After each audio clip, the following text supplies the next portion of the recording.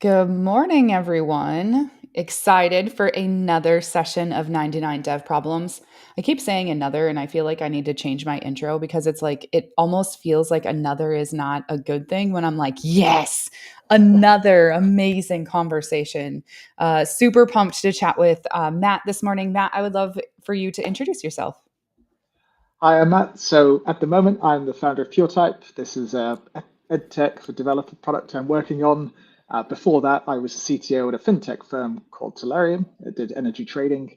And before even that, I was the CTO of a hedge fund that did high frequency, medium frequency trading. I've always been interested in programming and computers and software development since I was 12. I wrote my own operating system when I was a teenager, used some of that for What? my final year project at university. So there's plenty to dive into today, hopefully. And I've obviously had successes and failures along the way. It'd be great to pick through that and see what we can find. Yeah, for sure. Okay, you wrote your own operating system. That's like, yes, we all have like had video game classes or we all had like early programming classes or whatever, but like your own operating system, we have to dive into that. Why Yeah. an operating system and like what did you build? Tell me more.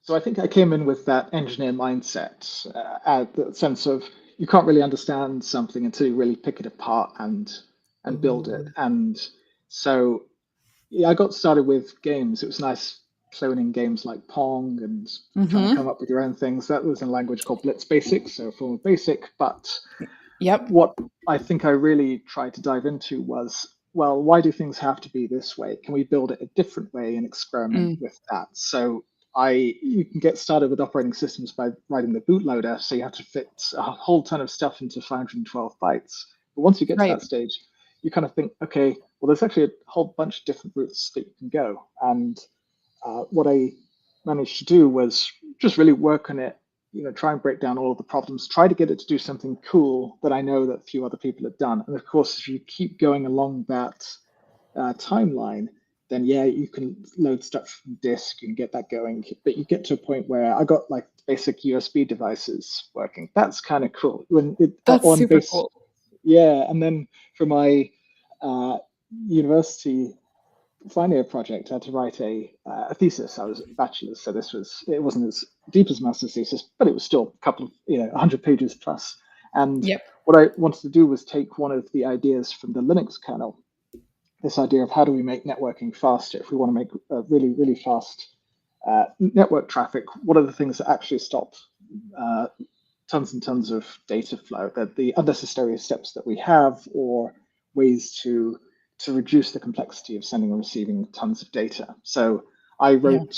I took the idea, I put it into my operating system, and you could end up sending, like with Telnet and all those kind of basic TCP programs, it Wow. would you could send the data, copy the data in user space, like set a flag, and then the network card would go send off the data. That was cool. I remember sitting and coding that for like 30 days straight, writing the thesis in like another 20 days straight.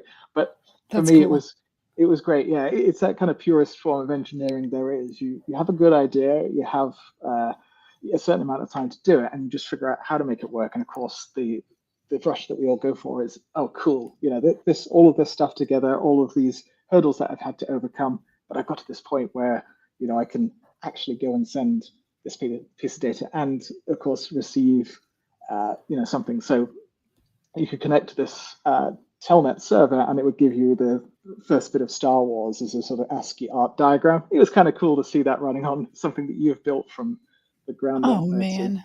Yeah, so I was That happy is to have that. That is so stinking cool. Like, I think there's been a few conversations back and forth. I've had a variety of different guests on. Um, but I think what's like really been so near and dear to my heart lately is like having really good conversations about understanding system architecture, like really truly getting every bit of what you're building from top all the way down and, bringing in a framework that you actually deeply understand versus bringing in a framework you're not familiar with. You like tell that story so beautifully, right? Like you went all the way down to the root of building your own system at which then you would build software upon. That's the deepest level of meta I think you could possibly get when it comes to that. How cool is that? Oh, Yeah, it's really neat. it's an approach to things. It's and I think this applies outside of software engineering. Can I should I do stuff because someone else tells me that that's the right way to go, or try and Right. pick apart? Well, how do they get to that thinking? What's the kind of principles that were they kept in mind while they were doing that? And uh, what can I do that if it's a slightly different situation? What kind of principles can I apply there Yeah. too? So I found that it's really writing your own OS is a pretty thankless job, but the lessons it teaches you, you can't really rely on, you can't lean on anybody else. You have to sort of figure out things for yourself. And if it breaks, it's going to be really hard to figure it out. Writing quality code, that sort of set me up, I think, for a good early start to my career, for sure. Yeah.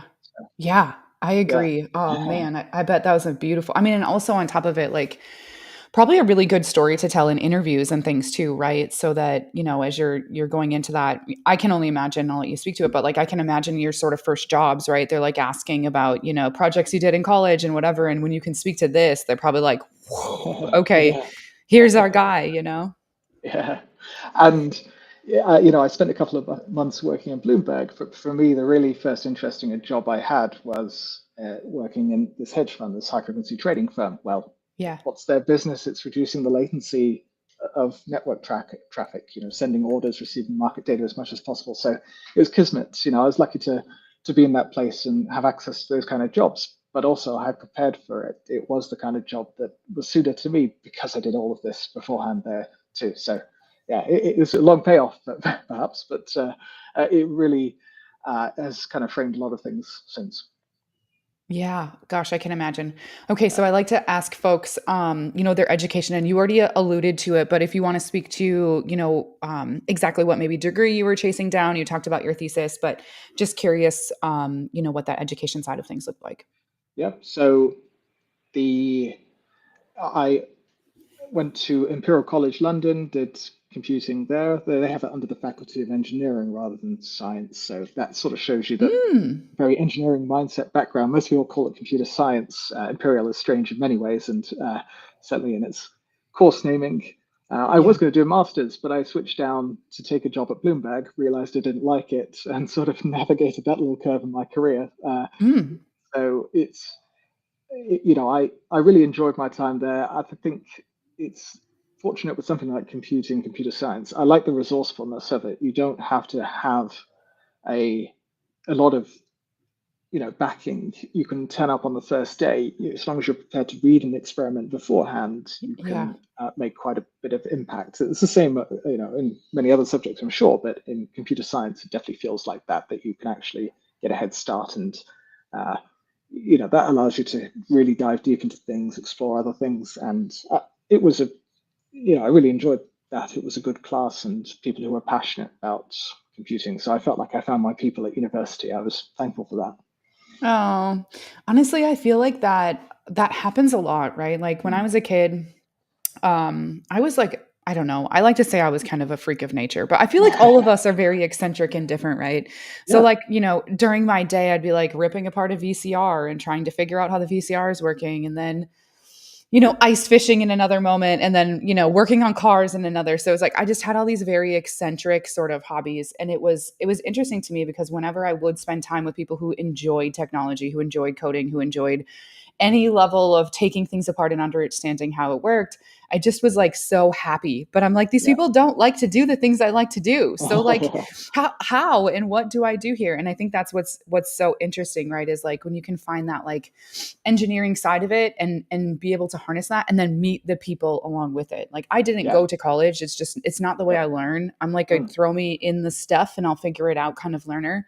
And I think that's a missed opportunity, right? Is like having those fellow engineering students who think like I would, right? To sort of Mm. allow you to feel like, hey, I am normal. It's not weird that I just want to build stuff and do Yeah. techie things. So I love that. I think that's finding your tribe at every stage of life. I think feels really important as a engineer That's generally. true. And I think if you don't have university, then your first job is often the point where you go, okay, yeah, I taught myself a lot of things, but here is this person who's been doing it for 20 years who takes you almost up to another level there. It's fine Yes. to get a university degree, but it's great theory, but there's so much gap in practice and experience. And you come out of it thinking, oh, I'm amazing. And within 2 or 3 months of your first job, you think, gosh, there's a lot to learn. So you're sort of traveling up and down that Dunning-Kruger curve pretty quickly if you're new to this field. And the best way to do it, of course, is try and figure out what you don't know pretty quickly.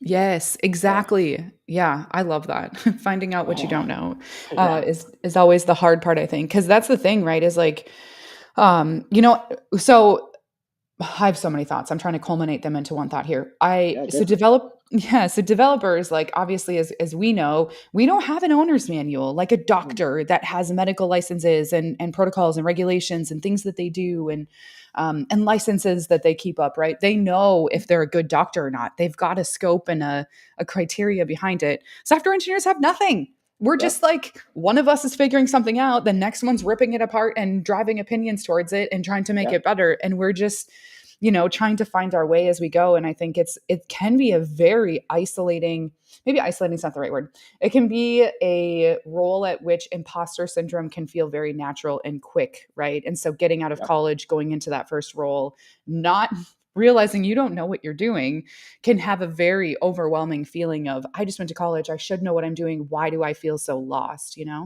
Yeah, and it's a very divergent field. And I think the example that you have of the doctors side of things, well, they have one convergent goal, which is to make people, better.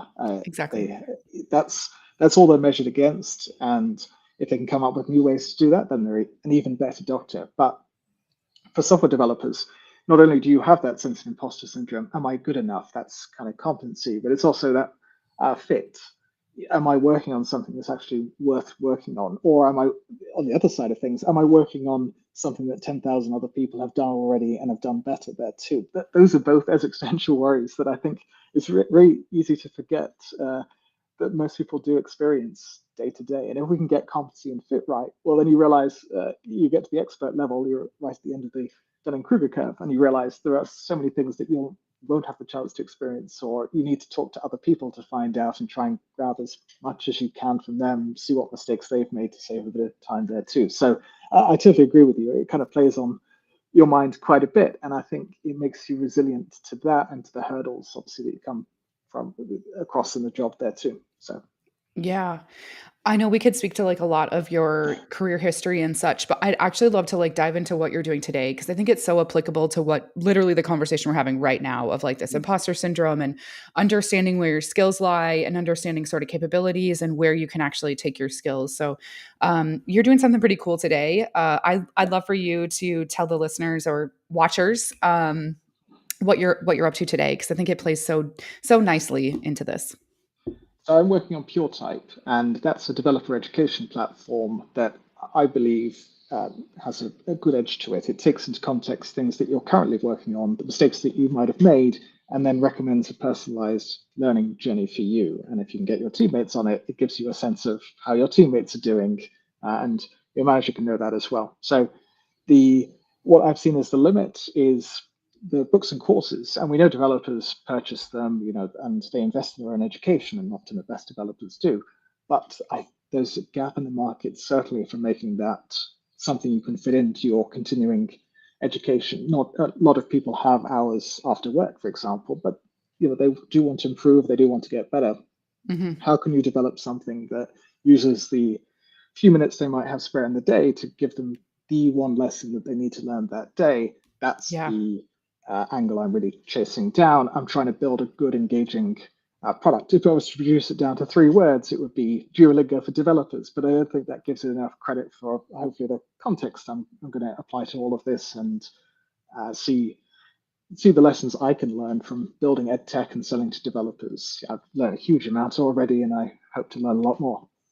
Yeah, that's true. Well, I can tell you right now, as someone who helps people who are targeting developers, it's a long game. It's a building of relationships and all the things which we chatted about Yeah. beforehand. But I think that's really cool because I think, there's actually been a number of guests, like Genghis was one of during the first week. So I'll just, for anyone who didn't catch that one, go back. It's like episode 14 or episode 4 or 5, I think. And he really talked about this. He talked about engineering leadership and how some engineers are just they're not prone for the leadership track, right? They don't Mm. want to go and lead teams. They just want to be the best darn engineer they can ever be until till they retire, right? But all the way to sort of what does that leadership track look like? What is the other track look like, right? As you start to go through that career ladder as a developer. And he just felt it was so incredibly important to have these plans. And he had a really beautiful word for it. And I can't recall what exactly it was, but I love how he approached it essentially. And I think that precedent of, as developers, we really need to own our education. We need to own our career path. We really need to take a step back and actually plan that out and be methodical. Our brains are so used to thinking about the systems and to building things, right? It's we don't always necessarily take a step back and look at our career. And I think that's what he really urged developers to do, is just do that. I think that is a beautiful melding into what you're doing, right? Is like you're taking that advice and saying, hey, let's put it to action in this platform. And this is where you can come and actually make that happen. I think that's beautiful. I'm going to pause and let you sort of reply to that. But Yeah, and I agree with him. And education and career development, I think there are two major factors that most people come across. The first is we have such a focus as engineering teams on delivery, delivery, delivery. It's almost as yeah, if the only thing you're rated for is output and the volume of that output. And I think that's a big part of the picture, but that's not the whole picture. right. So that's often the big time constraint that everybody has, and what they're judged against almost. I think the second side of things is that education is one of those important but not urgent things. And we all have books that we would love to read. And, we probably have Hmm. spare time of the week, but you never go, okay, I'm going to sit down and actually do that, because I know that that's a book that's been recommended a couple of times. It's important on a particular path that I'm following, that I can go and take a look and read through it and get that, impart that knowledge, put it into practice. It's often like we only really invest in ourselves when we absolutely need to. Perhaps we're searching for a job, or that we're in a career transition, whereas there's nothing stopping us. We have all the technology, the kind of basis for all of this, to actually break it up into little chunks and stop sort of making excuses to ourselves of, we could actually go down that individual contributor path. It doesn't stop at senior. You don't have to be an engineering manager. Hmm. Staff and principal engineer jobs are complex. And I think that points to one of the fallacies that we have in software engineering, is we treat it like a lot of other hierarchies, where all of the leadership is actually invested in one person, like the team lead, engineering manager, lead developer. It's not actually the case. As soon as you get to senior, or perhaps you're a staff or principal, at that point you are taking leadership. It might be more technical leadership, but Yeah. it's still an element of, you have to go out into the unknown. No one's giving you the answers, because you're the guy that has to, you're the explorer with the partially filled in map that actually has to fill stuff in there as well. And I think, of course, that's one of the great engaging things about this field, is you never stop learning. And if you do, then you're almost certainly wrong about that. You need to start, filling in the map for other people to follow. Yes, yes. Oh, I fully agree. I mean, this bookshelf right here is probably like books that I've 50% read, or well, probably books I've read a chapter or two, scanned through the book, and maybe have read 25% of them, right? Like Yeah. it's we want to learn the things, we want the knowledge, we want to be, the best at our craft, right? And as Mm. developers, we want to do it as fast and efficient as possible. Like that's our end goal. So we Yeah. can share and be like, look what I built, as quick as possible, ideally, right? But Yeah. it, It's a it very doesn't ask. efficient way to learn almost. It's that sense of like, I'm going to need to know exactly what I need to know, and then I'll move on to something else there. But that's a great Exactly. first order thing. Like, you get something, you build it, it's cool, you get that rush. But then you could push yourself further, get that basis, and then build on top of that knowledge there too. So it's kind of interesting to see who does that and how they do it, and obviously try and help coach other people to do it as well. Yes. Well, I think this has been, gosh, what a beautiful like theme that the show has honestly started to like create all on its own, not by my direction by any means. But there's been so many conversations recently about the lack of investment into ourselves as developers, right? Like we will go Mm, buy the book, like you said, but sometimes it sits in our desk, or we'll go buy the course. Like, how many courses I've bought that I like haven't actually finished because I'm like, A, I wanted to support the developer, or B, I did fundamentally want to learn, but I just didn't prioritize the time. yeah. And I think it's one of those things of like, we see those drawbacks when we get into roles, and when we're being pushed in different directions. And I've been in a situation where it's like, gosh, I really wish I would have picked up that course that I bought that I knew that I needed, but didn't actually, take it to fruition. So I think that there's a major sort of precedent here of understanding like we are engineers and we are paid decently well. Like we should take some of those funds that we are being paid and reinvest them back into ourselves. It's no different than a business, right? If you're starting a business, business. My dad has an auto repair business. Like it came with a tire machine, but the tire machine really sucked. So it's like you serve Uh, customers, buy a new tire machine when you can, right? And that's just kind of how business operates. So it's yeah, interesting that we don't do that. yeah, and looking at it as a system, and in your tire example case, well, what's the thing that's stopping us from serving more customers or serving them better? It's that. Let's go fix that. Let's indulge that engineering mindset. That's no Exactly. bad thing. And people do have educational budgets. People work at companies that Hmm. allow for this kind of thing.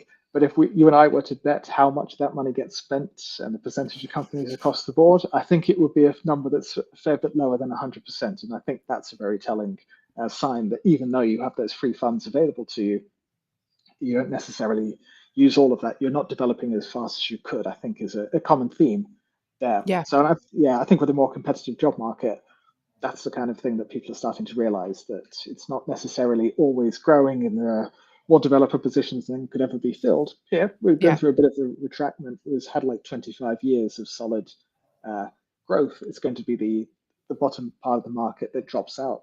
Fair enough, it might not be suited to them, but that means that other people still need to shape up and make sure they secure the roles or promotions they'd like to get there too. So it's nice that it all comes together in the theme of developer growth, because I know that's something you're uh, very interested in as well. Yeah.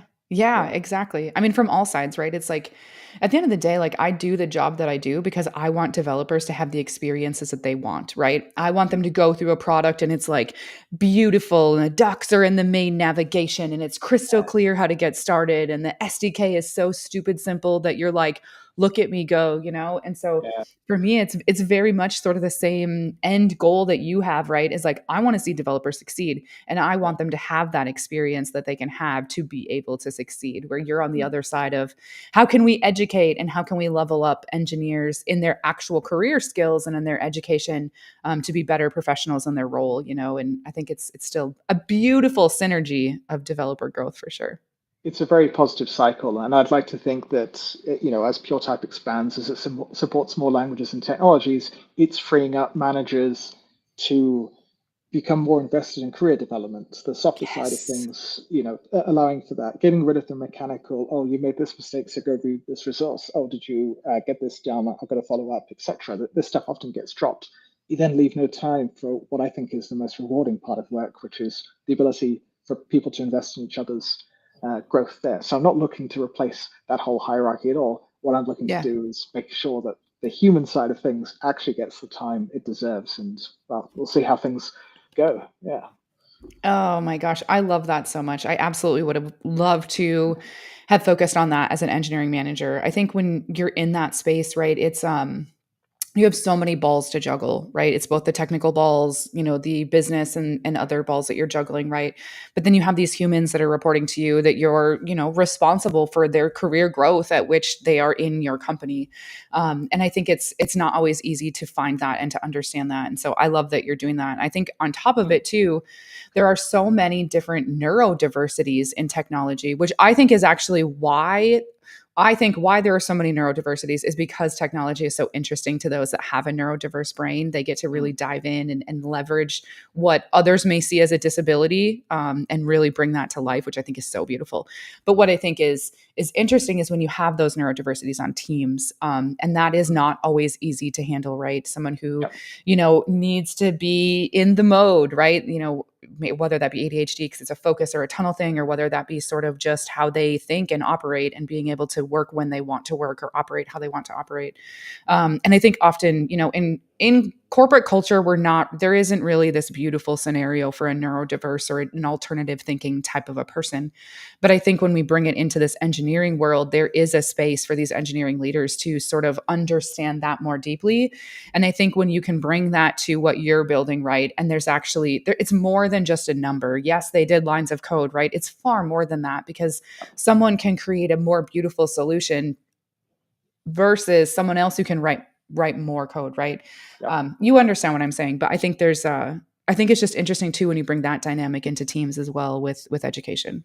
And I think that draws upon two experiences I've had. The first is you can manage neurodiverse people well, at least a area that allows for that. It's analysis. It's not always about making 700 calls a day. It's, well, if you think about it for 20 minutes longer, you might save an hour. It's not incredibly output focused Mm-hmm. there. Um, and so, being on teams, I like this principle of decisions are discussed then made, and it's Mm. much less of a top-down thing of decisions are made then discussed, because you get to take the pressure off it. You just get to collect opinions from people who might otherwise sort of shy away from uh, those kind of Mm. scenarios, and then say, well, actually, yeah, I've made the best decision because I feel like it's a mixture of all of these different points of view there. So Yeah. that's the first point. The second is, uh, it's about giving people a full picture of what engineering is supposed to be. Mm-hmm. It's, even if you're managing a neurodiverse person, others in the business are going to think, well, okay, they're not kind of following that. There's a strong group mentality, as there should be in any company, but not everyone can be part of all of the practices of that group.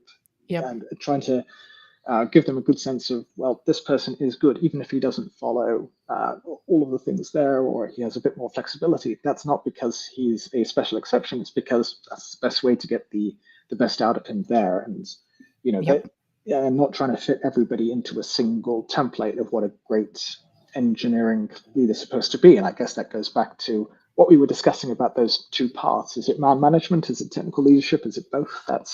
There are a multitude of paths to follow. It's divergent. It's not convergent. I guess, just tie that particular thread up there too. Yeah. Yeah, no, I fully agree.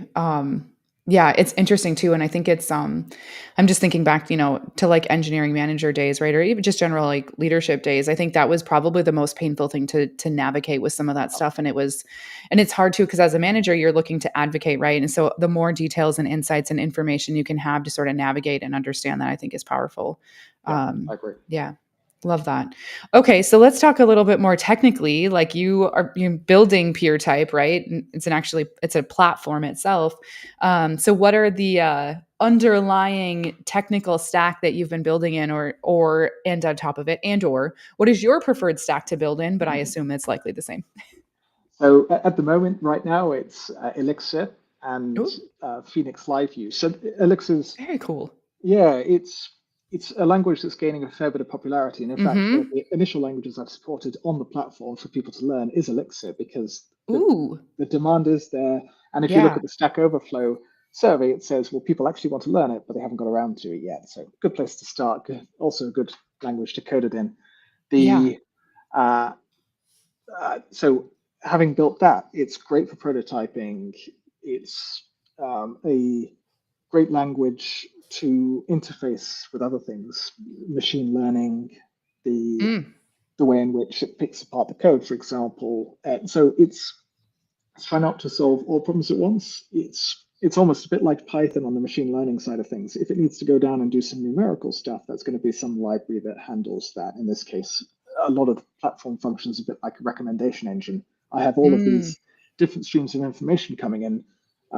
What's uh, the areas they should learn next, and yep. taking that apart there too. So there's some great libraries that have come up in the last 2 or 3 years focused on things like machine learning, focused on, in this case, Phoenix Live View. It's like a server based thing. So you don't have to write a ton of JavaScript. You can Mm-hmm. just write something in one language, get it going quickly, get the feedback that you need to go write somewhere else as well. The speed of prototyping is such a huge factor nowadays, but also the way that the language is designed, the stack is designed, means that you end up writing individual servers within the same application that keep state nicely Mm. compacted. It's almost impossible to write a code base that ends up being a complete mess with everything talking to each other after a while. It's a language I think it was a brave choice to adopt back at the previous place 5 or 6 years ago, but I think it's a sensible choice nowadays. Yeah. That is really cool. Well, there's actually been, I'd have to go back to reference which ones, but Elixir has been mentioned twice on the show. And All in right. both of those times, they were talking, if I recall correctly, they were referencing like something that they wanted to be diving into, but didn't have the time, honestly. So that's really Yeah. interesting. I So love it's that. hopefully with pure type they'll get the chance at least to pick apart some of the things, get some feedback on that, and JavaScript, TypeScript will always be around, and my plan is to support those languages next. But you can also give feedback on the individual technologies and the frameworks that people are using within the language, and you can even go further. I'm hoping into things like software architecture. You wrote all of this, but actually you should probably use this pattern if that's the case. I think that's going to be a really interesting path to travel down. Yeah, I think that's going to be the like amazing, right? Because I think it's there are resources to fundamentally learn languages, but like you said there's a difference between learning that language and then taking that and actually applying that. And so when someone can learn a new language and then learn how that language works, right? That's I think the beauty of it is like we can pick up a language, we can teach ourselves, we can memorize, syntax and whatever, but it's actually truly understanding why that language is so powerful, why that's the one that you would want to choose and operate with, Hmm. having those strong opinions, right? And then understanding how that applies into that build system. That's the good stuff that like will drive a career forward. Yeah, and you and I'm sure, have been in a position where you learn a new language and then you get your first issue assigned or your first PR, and you think, okay, I could do it in one of three ways, but I need to get some feedback from somebody. Let me do it this way. Yes. Figure out and then you get to call it review. Oh, why did you even try that way? You should do it the second way or third way because, and then that's the point at which they say, here are the principles. You might understand all of these different things, but here's how they fit together, and here's the factors that you should be taking into account to make that Mm, particular choice there too. So yeah. that's an interesting angle. It's trying to make sure that people reach that point as quickly as possible. I think that's going to be quite interesting to go down and give that feedback. Yes, yes, I fully agree. Well, I'm excited. You'll have to come back on the Yeah, show after you've been, of doing peer course. type for a while and catch us up on all the things that you've been up to. Yeah. Um, okay, so sort of thinking about some of the questions I like to ask. I'm trying to think here. We talked about your stack. How do you get unstuck? Like as you're building peer type, I mean, are you a team of one right now?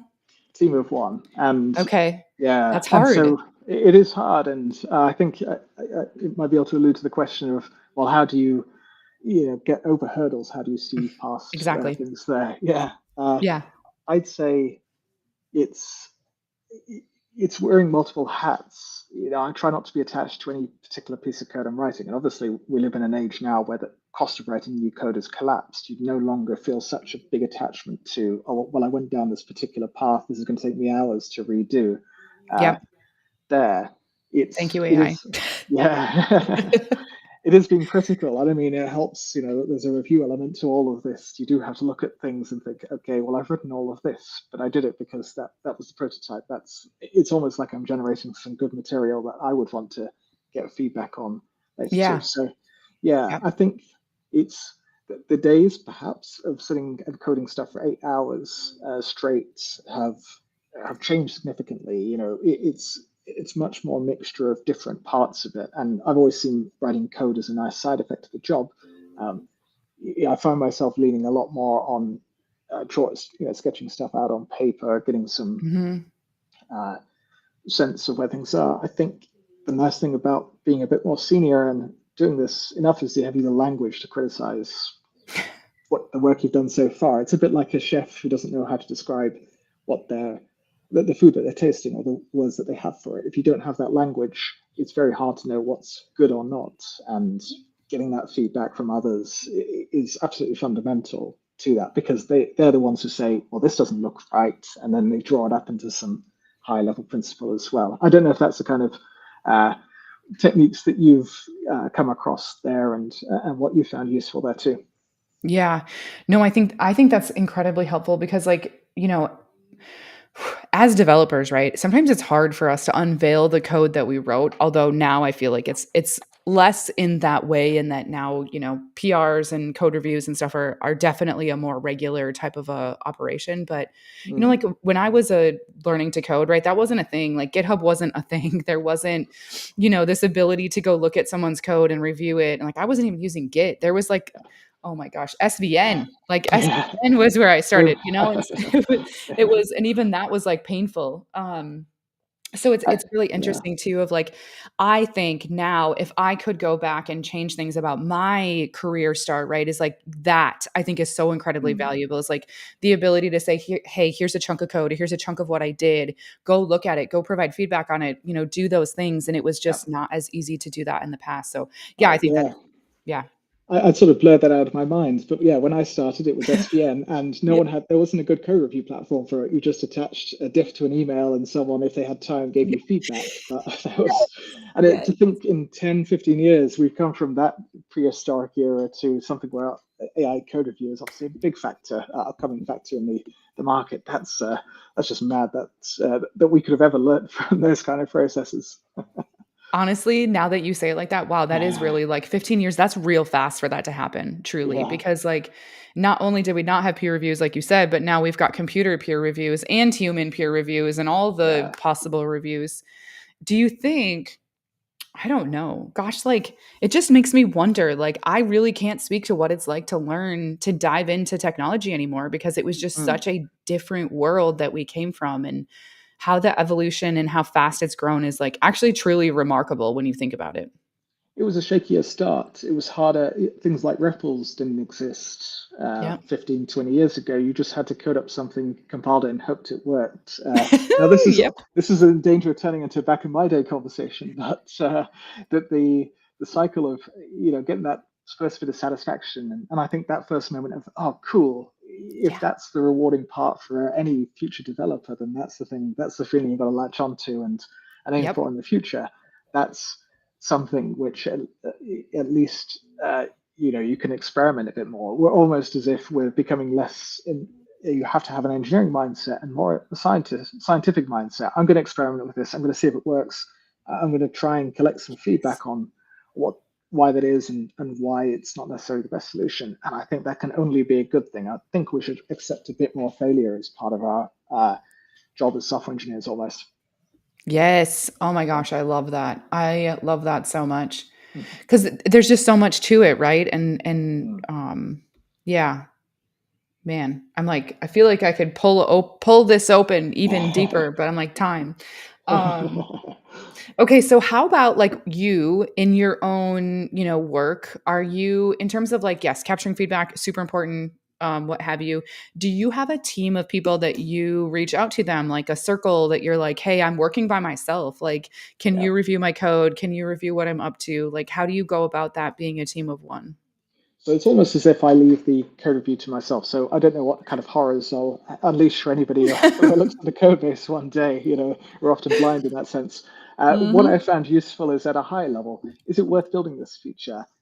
Why? Uh, What's the feedback that I'm getting? What have other people done in the past? And mm, I've worked with an advisor, a couple of advisors, the sort of people who've done it before, but they've done it for yep, slightly different angles. It might be security scanning. That's still a case of, is this code good? Why isn't it for good? sure. In that case, the goal is, well, it has a security vulnerability. My Yep.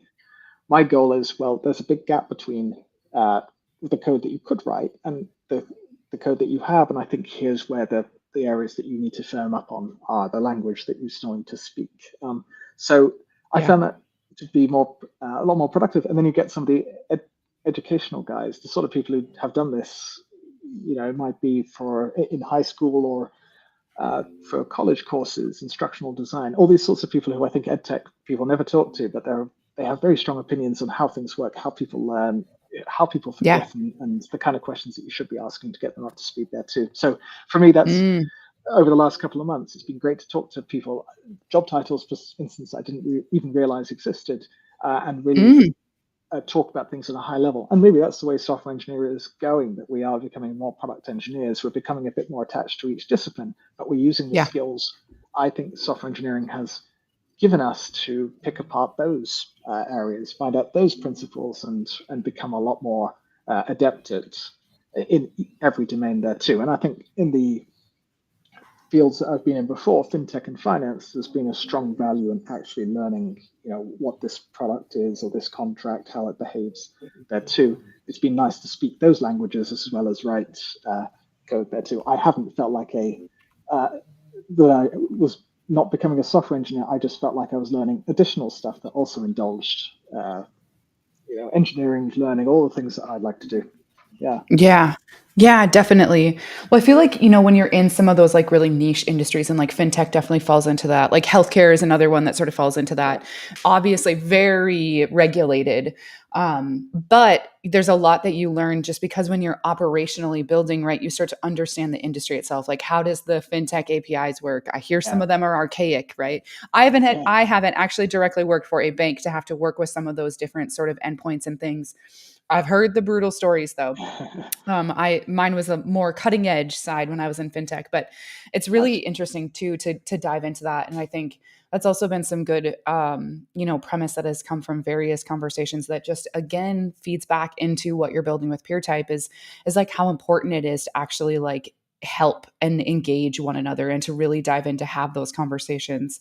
Mm. Good follow-up question for you, and I'm sure like you'll have a variety of different answers here, but as you're starting to meet those people that you've never talked to before, job titles you've never seen before, how are you finding those people? Like, are you just LinkedIn scrolling? Are you asking folks to do introductions? What's your path there?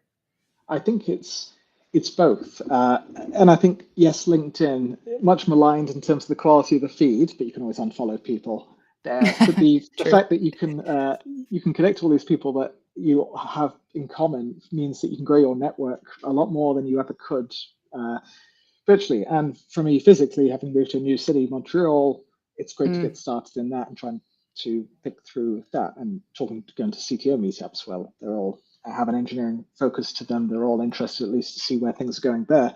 So I think yep.